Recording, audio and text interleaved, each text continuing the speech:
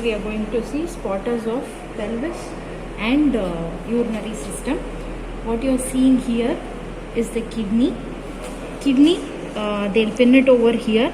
Either the sub-question will be identify the side and give its anterior relations. So seeing by the arrangement, you can make out this is your left kidney. You can see that it has a longer course. The IVC is located here. So obviously the vein should take a longer course to reach the vein which is there on the right side, being this a left kidney. This is your aorta. The arrangement in the hilum is another point through which you can identify the side. The arrangement of structures in the hilum is renal vein, artery, and then will be your renal pelvis continuing down as your ureter. So you can see the three structures here. This is your vein, highly collapsed. This is your artery with the lumen intact. And finally, the pelvis inside with the ureter continuing down. So this will be the arrangement of structures anterior to posterior. With that you can identify the side. Also, if the kidney is placed independently, usually we will keep it on the corresponding side. If not, with the with the anterior and posterior surface, you can make it out with the hilar structures. So this is your left kidney. It has a longer course to reach your IVC. This is your renal vein. This is your aorta with the renal artery. Okay, and the sub-questions in kidney will be hilum will be pinned. Identify the pinned structure. Name the arrangement of structures here, which will be your vein, artery, and renal pelvis. Either then side of the structure can be asked and the relations of the anterior surface. So if this is your left kidney, the relations of the left kidney will be your pancreas and spleen. Right kidney predominantly your liver. So the main organ differentiation you should know. If the structure is as such pinned, and most common sub-question, often asked sub-question will be relations on the posterior side, which is same on the right and left. You will have the three nerves, subcostal, iliohypogastric and ilioinguinal. So that will be the posterior relation of your kidney. Posterior surface of the kidney will be flat. So in case you have kidney for discussion, you should keep it in your anatomical position.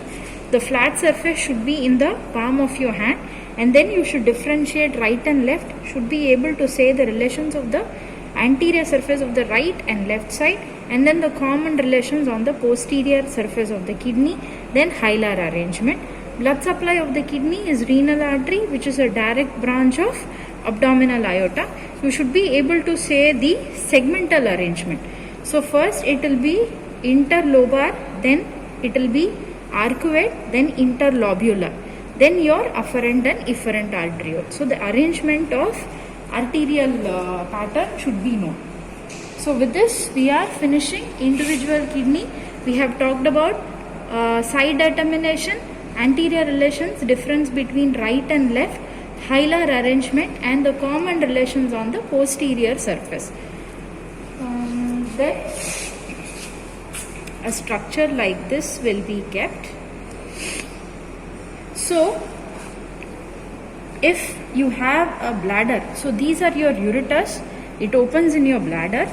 You see a structure down. So what is this? This means that this is a part of the male pelvis. This is your prostrate. Prostrate, the base of it is directly located at the neck of your bladder. So what you see here surrounding the urethra, you see this is the urethral opening. This is your prostrate. So if a pin is put in here, and the question will be identify the pin structure, this is your bladder and this one down will be your prostrate. If you have this for your discussion, the first question that will be asked is whether this is a part of the male system or the female system. Look at the structure below the bladder and then identify this is prostrate, so it belongs to the male genitourinary system. Okay, so this will be prostrate. Prostrate, if it is asked, the common sub-questions will be name the common applied aspect. That will be your benign prostatic hypertrophy. Then blood supply of prostate, lobes of prostate. Lobes of prostate, you have two lateral lobes, median lobes and a posterior lobe. Okay, so these will be the lobes of the prostate that you should know. What you find here, you see this here, you see a tetrahedral structure. This is our urinary bladder. if this is put in your discussion, the main thing that you should keep in position is this pointed apex in the anterior aspect. If at all you have a ligament extending, be sure that this ligament comes in the anterior aspect. This ligament will be your urachus. Okay, so this is apex of the bladder, this is the superior surface of the bladder, this will be base of the bladder, then this is your anterior border, two inferolateral surfaces. This ligament is very, very important. One of the few ligament that goes to the anterior abdominal wall. It ends in the umbilicus. This is your urachus. If this is persistent, you will be having a urinary fistula. Okay. So if this is imagine this to be a female bladder. What will antevert over here over the base? That will be your uterus. Okay. So superior surface in females, the relation that you should know is uterus. Posterior surface, again fundus and body of uterus. In males, the posterior surface, you see this here. So just by the size, don't determine whether this can be bladder or rectum, or don't even mention that this can be uterus. Look lower down. Be confident that it is a male system. Male system, the arrangement of structure will be first will be bladder, then will be your rectum. If it is your female reproductive system or sagittal section of a female pelvis, the arrangement of structure will be bladder, uterus, and then your rectum. So in between you have a structure, uterus here. Look lower down, take few seconds, see the scrotum, then identify this is male. The first structure, irrespective of the size, don't think this is big, this can be uterus. This is your urinary bladder, this is your rectum.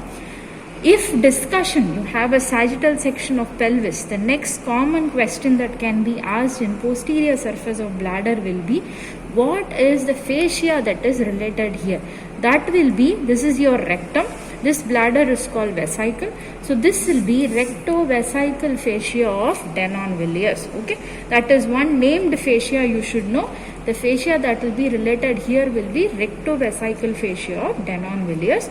So coming back to the arrangement again, this is my bladder. You see a small lobulated structure remaining here. So if this is my neck of the bladder, the next structure immediately underneath that will be my prostrate.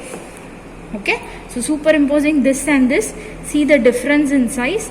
This is my bladder with the apex starting here. You see the cut end of the apex here.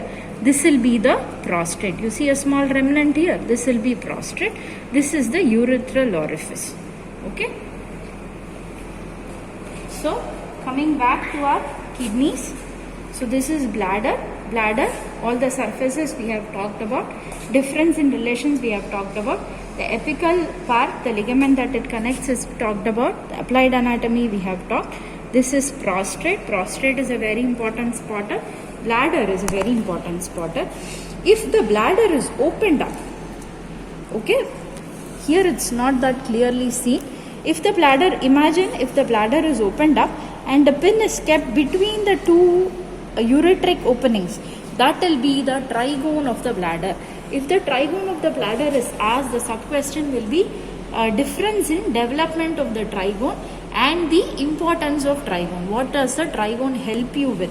When doing a ureteroscopy, when you are doing a scopy and investigating your ureters, it is usually in a retrograde manner.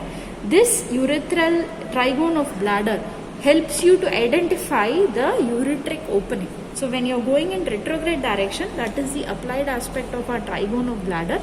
Development of the trigone is very, very important. Okay. Next thing that can be asked as a spotter is this thread-like structure running from the kidney to your bladder. This will be ureter. Only two sub-questions can be asked. Name the constrictions of ureter, name the blood supply. Okay. One will be constrictions of the ureter. Constriction of ureter will be 3. One where it starts, okay, some consider it to be 4. That is when it comes out, that will be the first. Next, then when it crosses the internal iliac artery, that is bifurcation of your common iliac artery and enters into the lesser pelvis. Third, when it enters inside. Fourth, some call it within the detrosome. Okay. So those will be your constrictions of your ureter. Blood supply of the ureter is very, very important. It will be segmental. You can put in all the vessels that are nearby, you will have the blood supply correct. Okay. So kidneys we have talked, hilum we have talked, the relations of the hilum we have talked, and we have finished off. So with this we are finishing kidney, ureter, bladder. Okay. Now we are moving on to sagittal section. First we will finish off female. Take a minute, identify whether this is male or female. See the posterior surface is common for both. This is your gluteal region. So when a structure in the middle is pinned, always be sure this is your rectum, in the middle is your uterus, this is your urinary bladder. So if here it is pinned, this is going to be my urinary bladder. If this structure is pinned, this is going to be my uterus. Sub-question will be, if they are intending to ask you very easy, it will be something like parts of the uterus. Otherwise, it will be blood supply of the uterus. Another common sub-question that will be asked is supports of the uterus.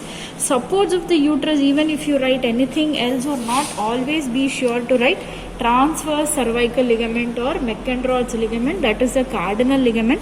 Then you should talk about perineal body.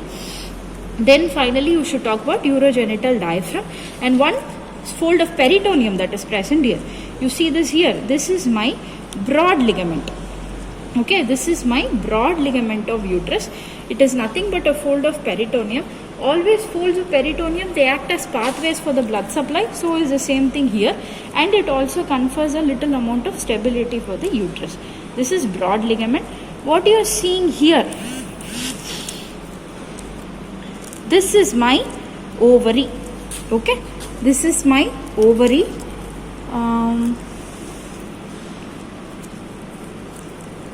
Okay, the fallopian tube is not that much visible.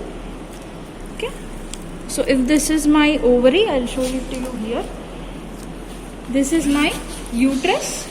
So this fold of ligament that extends here, this is going to be my broad ligament. You see the tube above, this will be the common spotter for you. This specimen will be kept. The tube here will be pinned. This is my fallopian tube or the uterine tube. Sub-question will be parts of the fallopian tube, blood supply of the fallopian tube. You see this serrated structure here, this will be my ovary. Okay, so they can keep it in ovary as blood supply of the ovary. And they can also pin this ligament here, this will be my broad ligament. If for discussion you have this structure or this one here, another question that can be asked will be, where is the round ligament of your uterus? Okay, the round ligament of uterus, even if you cannot pinpoint it exactly, always remember it starts from something called the cornu of the uterus. What is a cornu is the point where the fallopian tube opens into the uterus. So the parts of the uterus will be, draw a line from the fallopian tube opening. The part above will be fundus. The part where it just opens, that will be the cornu. From the cornu till the labia majora, a ligament will extend, that is called the round ligament of uterus. The round ligament is equivalent to the gubernaculum in males, which guides the descent of testis to your scrotum.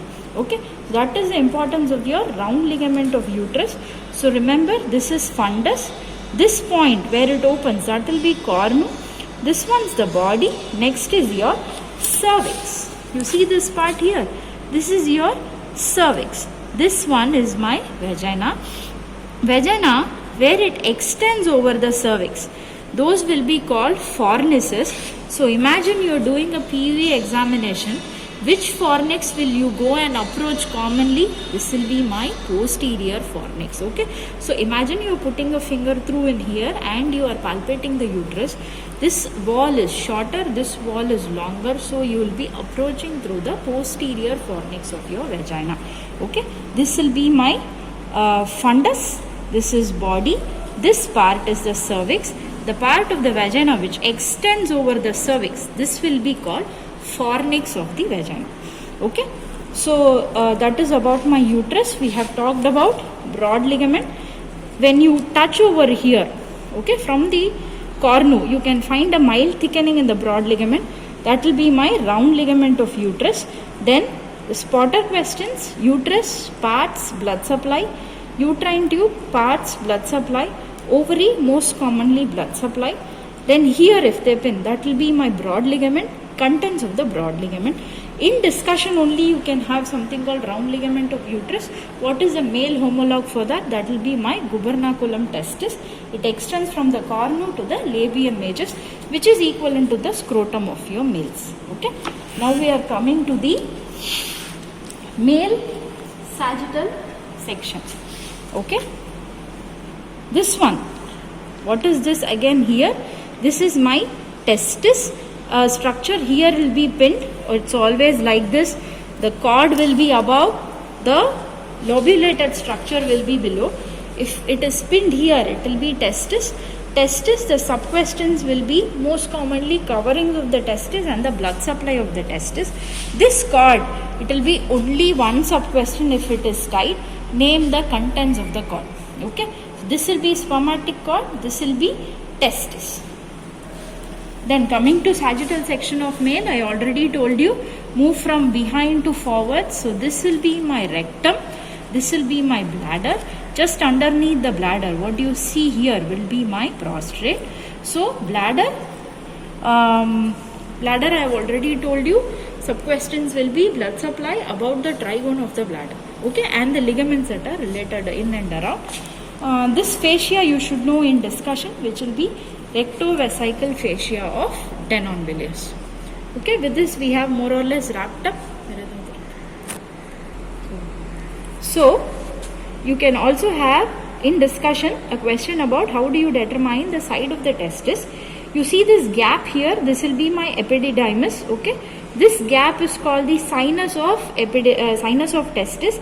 This sinus of testis should be related posteriorly and laterally.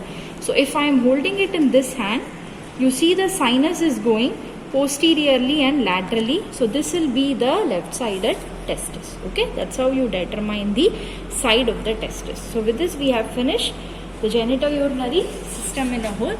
If you have any doubts, you can post a message in Telegram. Okay, bye.